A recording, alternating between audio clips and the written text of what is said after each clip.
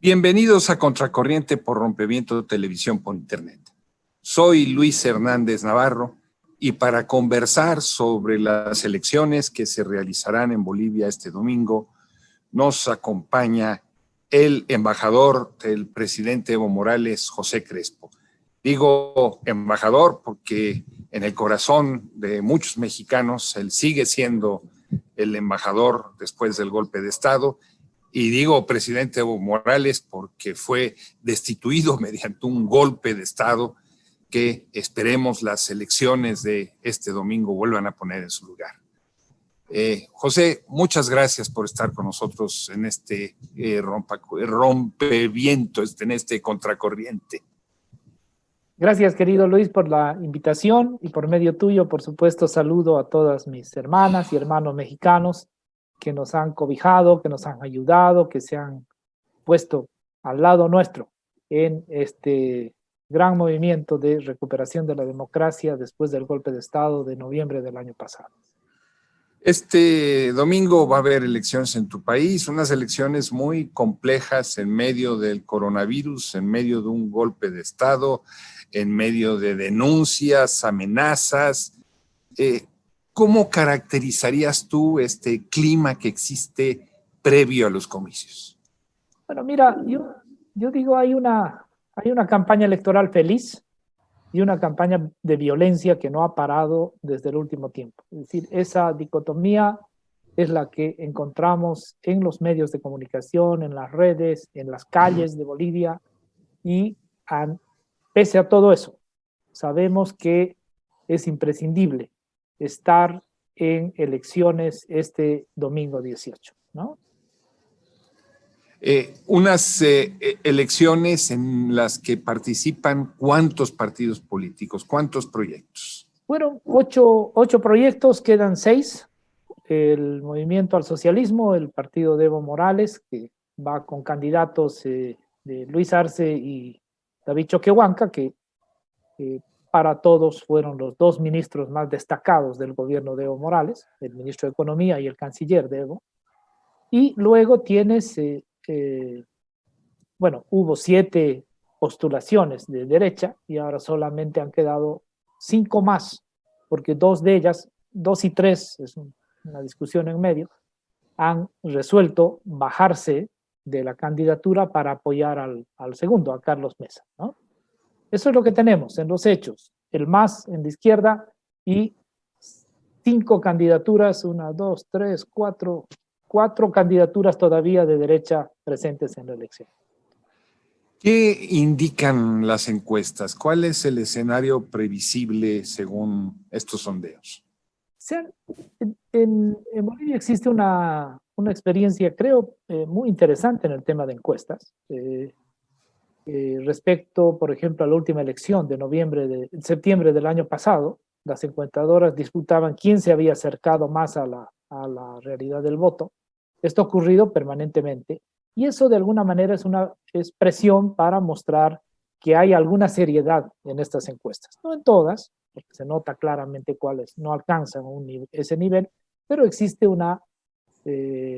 digamos, una aceptación convencional de que estos caballeros por lo menos se acercan. No hay que escuchar el comentario de las encuestas porque son terribles. La última que se presentó este domingo pasado, hace 2 días, es una encuesta, parece muy bien hecha, pero quien la presentaba, que era precisamente uno de los administradores de la empresa, era un militante de la derecha, ¿no? O sea, vergonzoso explicando su propia encuesta, que podría ser válida.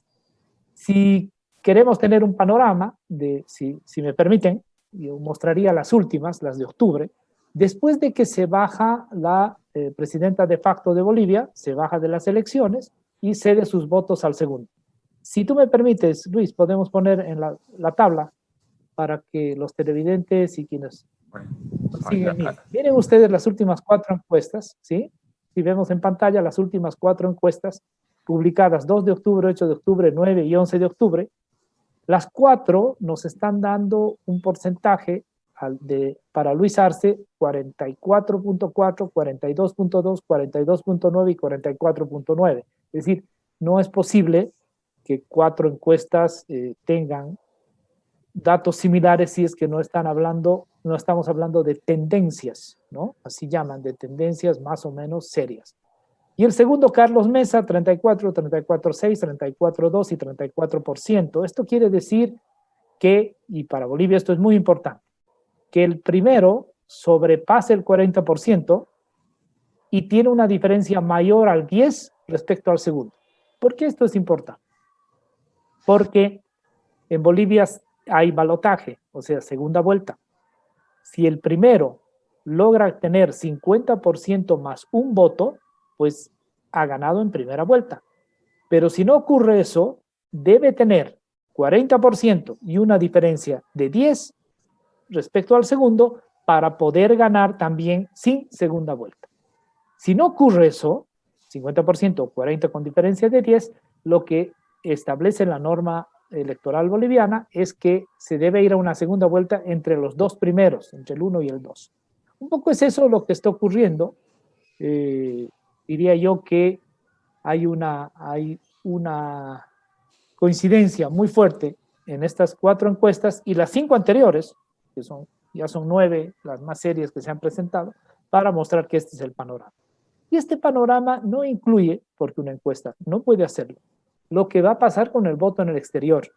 Históricamente, el voto en el exterior ha favorecido al MAS en alrededor del 2%, es decir, sumándole 2% adicionales a la votación que tiene. Y el segundo tema que tampoco ingresa en las encuestas, porque la muestra de las encuestas no alcanza a ellos, es la población rural dispersa. Población rural dispersa en Bolivia, para las encuestas que se hacen allá, en la metodología de ellas, quiere decir poblaciones menores a 1,000 habitantes. ¿Sí? Esta población rural dispersa es el 15% de la población boliviana. Un país, como ustedes saben, no solo mayoritariamente indígena, sino con cerca del 40% de su población todavía en el área rural. Pues el 15% de de todos los votos están en las poblaciones rurales dispersas. ¿Cómo podemos saber qué es lo que podría ocurrir con esas poblaciones? Pues lo que ha ocurrido históricamente en las últimas 3 elecciones nacionales, donde el MAS gana entre el 65 y 70%, dependiendo de la elección, en esas poblaciones. Eso debiera mostrar que el MAS con seguridad puede ganar en primera vuelta, pero también muestra que es posible que llegue al 50%. Y aquí me adelanto a una conclusión que es muy importante. El golpe de Estado del año pasado se justificó, o uno de los argumentos de justificación fue que había habido un fraude orquestado desde el gobierno del movimiento al socialismo. Pues estos datos, encuestas hechas por empresas, si se quiere denominarlas de la derecha, pues no hay ningún problema, porque creo que excepto CELAC, que es una encuesta internacional, sí podríamos decir que son encuestas más bien administradas tanto por los medios como por la empresa privada boliviana. Si estas encuestas funcionan así, pues lo que vamos a demostrar es que la votación de este año sería igual e incluso un poco mayor que la del año pasado, ¿no? En segundo lugar, ver que si Evo fue es el líder fuerte de todo este movimiento, pues los otros 2 candidatos, que no son Evo Morales, pueden tener, con la desventaja que implica no ser Evo Morales, pueden tener una votación igual o mayor que la del año pasado. Más allá de todo lo que se ha desmontado en la argumentación, particularmente de la OEA, para decir que había fraude en Bolivia, pues más allá de eso, los números están mostrando que esto es fuerte. Y más allá de los números, más allá de esta idea que podría incluso ser manipulada, porque es posible tener a 10 encuestadoras poniéndose de acuerdo con el titiritero de siempre, de nuestra historia latinoamericana. Es posible, todo es posible. Pero lo que no controlan ellos es la movilización de la gente. Pasaba una foto hace un momento, pueden pasar otras, de lo que está pasando ahora en Cochabamba, en el cierre de campaña, y tenemos una movilización espectacular en las elecciones.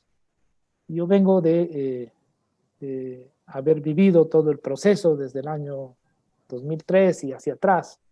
Y esta es una movilización tan importante y tan genuina como la del 2005, digo yo. Esa elección del 2005 fue espectacular y esta es igual. Es igual porque además se la ha, viene recogiendo toda la movilización de estos 10 meses para retornar a la democracia y viene particularmente de la última movilización que en los hechos impuso el que haya elecciones este 18 de octubre. Esa movilización ha continuado, ha adoptado una forma más bien electoral, pero es la misma movilización que ahora está en las calles. José, las elecciones pasadas que desembocaron en el golpe de Estado, la derecha, el imperialismo estadounidense, sectores del ejército, echaron manos de todos los recursos para desautorizar primero el proceso electoral y después para imponer a Yanín Áñez. ¿Qué garantiza que esto no vaya a suceder en esta ocasión? Voy a responderte y luego a explicarme. ¿Qué garantiza? Solo una gran movilización. ¿Qué es lo que en realidad, esto se graba, ¿no? Espero no tener consecuencias con lo que vaya a decir. En realidad, esta es una movilización que si se hubiera presentado el momento del golpe del año pasado, no hubiera triunfado el golpe.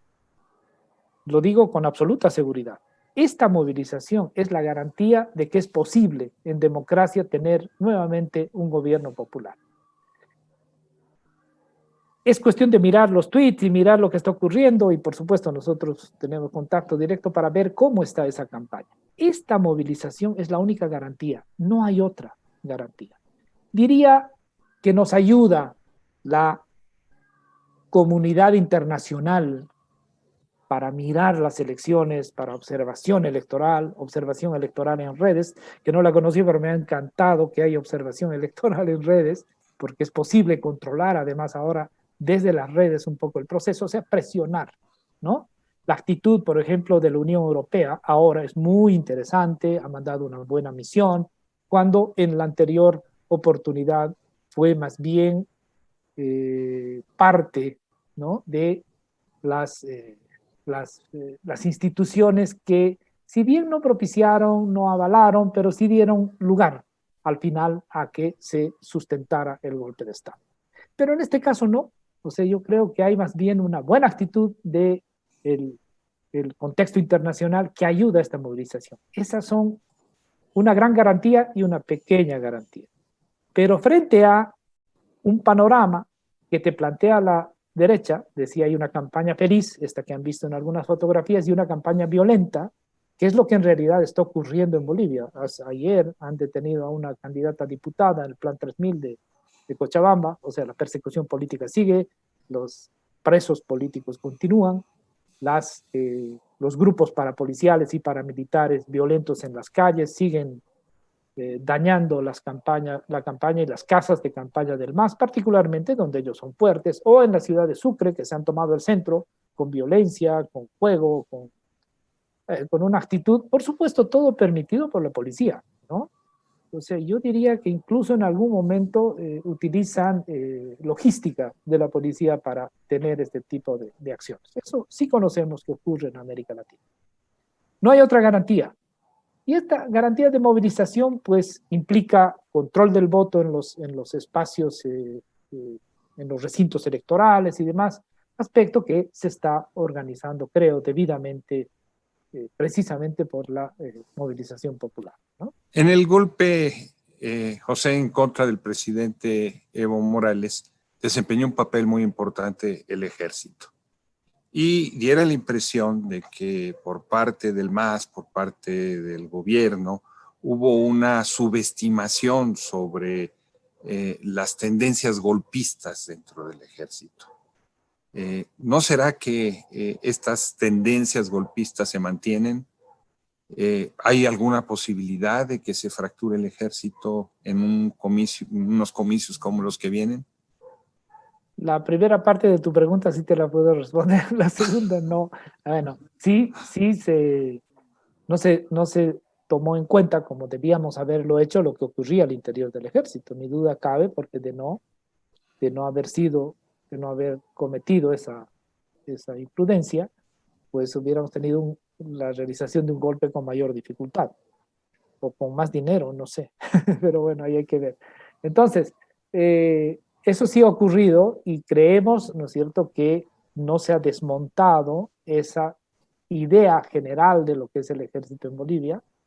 Por eso entendemos que estos dos aspectos que te decía, la movilización muy fuerte, además, que va más allá incluso de la descripción que yo te puedo hacer, es algo que nosotros sabemos percibirlo, sentirlo, ¿no? Esa movilización, además organizada, y la presión internacional son nuestra garantía. ¿Qué es lo que puede ocurrir con el ejército? ¿Se va a animar el ejército a tener un papel tan vergonzoso como el del año pasado? Es un tema de que ellos no actúan solos, ¿no? O sea, no existe un golpe de Estado que en los últimos años te lleve directamente lo lleve adelante una sola institución. Tendría que haber un entramado, digamos, más general. ¿Hasta dónde existe esto? ¿Hasta dónde está? ¿Hasta dónde no está? De verdad, por eso te decía, no puedo responder a esa pregunta porque no conozco la información, pero sí creo que estamos en una situación un poco diferente, ¿no? Ahora puede ser optimismo, producto también de ver esta mañana 50,000 personas proclamando a Luis Arce y David Choquehuanca, ¿no? Estados Unidos, José, está en plenas elecciones. Para el presidente Donald Trump, un triunfo del MAS sería un descalabro en sus pretensiones de reelegirse. Él ha hecho de América Latina y de la lucha en contra de Venezuela, en contra de Bolivia, incluso parte de su política de campaña. ¿No jugará también los intereses estadounidenses para evitar un triunfo del MAS? Mira, yo creo que hay 3 acciones que Estados Unidos toma respecto a las elecciones bolivianas. Bueno, 4. Una, que no le queda más que acabar aceptando toda la presión popular boliviana para que haya elecciones, ¿sí? Entonces, después de 3 postergaciones, al final acepta que hay elecciones e instruye a quienes trabajan al interior de Bolivia para que ocurra esta convocatoria, ¿sí? En segundo lugar, pone la posibilidad de que la presidenta de facto sea candidata porque aparentemente, daba esa impresión, podía aglutinar a la derecha alrededor de ella. Y eso no ocurre. El momento que ya no le sirve, le pone un empresario que es Samuel Doria Medina, que ha estado apoyando, creo, a 5 o 6 candidaturas, todas fracasadas. Hay una expresión muy bonita en lengua indígena que dice quencha, ¿no? Quencha quiere decir, él lleva la mala suerte, ¿no? Entonces, se llama el quencha Samuel, así se le llama en Bolivia. Pues este caballero dejan de ser, y la presidenta de facto, dejan de ser funcionales al imperio y los echan de lado, los sacan de la carrera electoral, ¿sí? Más allá de las peleas internas, etcétera, y los intereses de distintos grupos de la oligarquía, pues hay una decisión de que ya no son funcionales Estados Unidos. Apuestan por Carlos Mesa. Primero, yo creo que hay unas semanas de duda. Apuestan por Carlos Mesa porque empieza a ser funcional ahora sí para ellos. Y en este último tramo, pues 2 de sus caballitos de batalla, pues también se retiran de la elección para apoyarle a Carlos Mesa. Particularmente Jorge Quiroga, que es un personaje conocido en todas las lides terroristas de América Latina, véase Venezuela, véase Nicaragua. Él está presente precisamente en estos acontecimientos nefastos para nuestra América Latina. Pues le dan la instrucción de que se retire y lo hace hace pocos días, antes de que salga esta última encuesta. Nada ahí es casual. Esta última encuesta que todos sabíamos que decía, pues para que no influya tanto, él se retira y pone en duda, creo con 1.5%, si vemos el cuadro, no más que eso, o sea, no va a incidir fundamentalmente en lo que ven. Y lo que no puede hacer el imperio es obligarle a Fernando Camacho a que decline su postulación en favor de Carlos Mesa y no puede obligarle a Carlos Mesa a que decline su postulación a favor de Camacho, porque son dos sectores de la oligarquía. Los dos son parte del proyecto estadounidense, pero son sectores distintos, ¿no? Y sería realmente muy, muy grave para ellos, implicaría casi desaparecer del escenario político que uno de los dos se baje, ¿no? Son dos tendencias, creo, además, de la derecha, pero que tienen sus diferencias, ¿no? Eso creo que viene con el imperio. ¿Qué va a organizar el imperio? Va a hacer todo lo que esté a su alcance para que no haya victoria del MAS, incluido el golpe de Estado, pero no decide todo, ¿ah? Precisamente porque detrás está una gran movilización. Embajador, ¿quiénes son Luis Arce y David Choquencagua? Luis Arce es el culpable, así le dicen a mi querido amigo Luis. Él estuvo en México, asilado también, inmediatamente después de Evo, viene acá a México, compartimos acá con los hermanos de los grupos de amistad, estuvo en Oaxaca en algunas charlas, etcétera, conoce un poquito más de cerca lo que estamos viviendo, pero bueno. Él estudió en México también. No, él estudia en la Universidad Mayor de San Andrés, es como la UNAM acá, la universidad más importante en Bolivia, pública, y hace una maestría en economía, por supuesto, yo no me acuerdo, la universidad en Inglaterra, ¿sí? Okay, y luego es un economista muy fuerte, es uno de los dos personajes que logra desarrollar el modelo económico que se pone en Bolivia, y él es el que asume desde el primer día de gobierno de Evo el Ministerio de Economía. Va a tener un periodo de no estar en el ministerio a partir de una enfermedad muy fuerte, que se la hace tratar y luego aparentemente hasta ahora estamos saliendo de ese gran problema, y vuelve a ser el ministro de Evo Morales, ¿no? Él es el exitoso, es el que llevó a la economía boliviana a un promedio de crecimiento que no ocurrió antes, sacó a un tercio, a 30% de la población de la pobreza, etcétera, etcétera, etcétera, ¿no? Esa historia se la conoce. A propósito, hay un libro, el libro que precisamente muestra el modelo de Arce, que lo está editando el Fondo de Cultura Económica, entiendo, acá en México, entiendo que en los próximos días estará saliendo a la venta, ¿no? Bueno, habrá una presentación y saliendo a la venta. Ese es el nivel. Y Choquehuanca es el canciller de Evo, es el canciller en los 11 primeros años. Muy importante porque es una visión, es un gesto, digo yo, primero es un gesto, luego una convicción de que el primer representante internacional del proceso es un indígena, o debe ser un indígena. Indígena aymara, profesor de normal, entiendo que filosofía, y él se dedica al trabajo de capacitación de los movimientos indígenas. Es un conocedor de Bolivia, pero exquisito, ¿no? Y tiene dos grandes virtudes. Él es uno de los primeros en desarrollar esta idea alternativa al capitalismo y al socialismo, que es el buen vivir, ¿no? El vivir bien. Y él desarrolla todo el tema del vivir bien y lleva a la práctica el vivir bien en la política exterior. Y en la política exterior, pues tenemos los mejores años que ha vivido Bolivia en política exterior, los hemos vivido con él, ¿no? Resoluciones en Naciones Unidas que nunca habían habido, UNASUR, CELAC, fuimos G77, fuimos el representante latinoamericano ante el Consejo de Seguridad, o sea, hay una cantidad de logros muy importantes, ¿no? Esos son los personajes. Y en este proceso electoral, ¿qué papel juegan Evo Morales y Álvaro García Linera? ¿Dónde están? ¿Qué hacen? Yo te voy a la contienda. Te voy a reemplazar la pregunta, porque el equipo fuerte de campaña, en realidad, tengo un artículo que te lo enviaré inmediatamente, mostrando la campaña. La campaña tiene 4 ejes. Luis Arce, Choquehuanca, Andrónico Rodríguez y Diego Pari.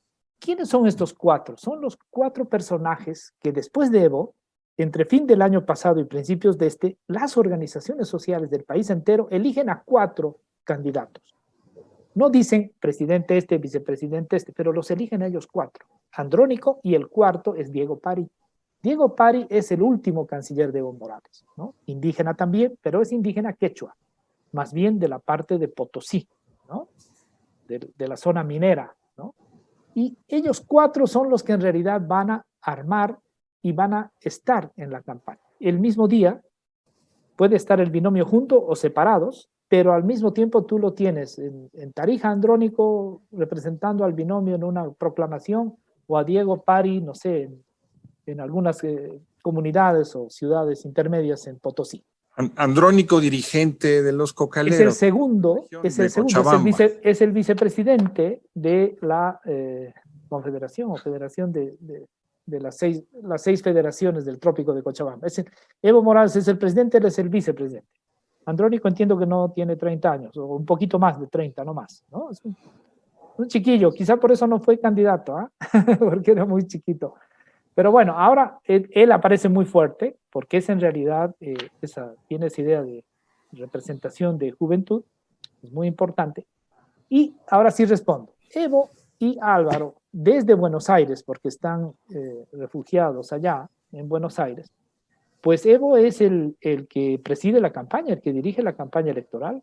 Así lo han decidido las organizaciones y eso es efectivamente lo que ocurre.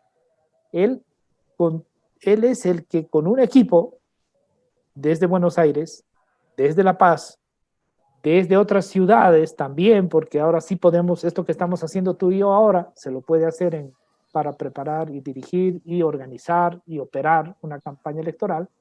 Y hay un equipo muy fuerte que va trabajando con Evo y Álvaro, ¿sí?, para llevar adelante esta campaña, ¿no? Implica todo, ¿eh? Organización, propuestas y demás. Lo que no va a ocurrir, y hay que leer el tuit de Evo esta mañana, es que esto que dice la derecha, ¿no?, de una manera tan sencilla, en realidad quien va a gobernar nuevamente es Evo. No va a ser así. Pero la gente no entiende, no es un tema de Evo Morales, no es un tema de Luis Arce o de Choquehuanca. En Bolivia es muy fuerte la presencia de las organizaciones. Esas organizaciones decidieron quiénes eran los candidatos. Y esas son las organizaciones que van a, de alguna manera, controlar el gobierno. Y así funcionó. Y así va a funcionar. Es bueno ver el tuit de Evo.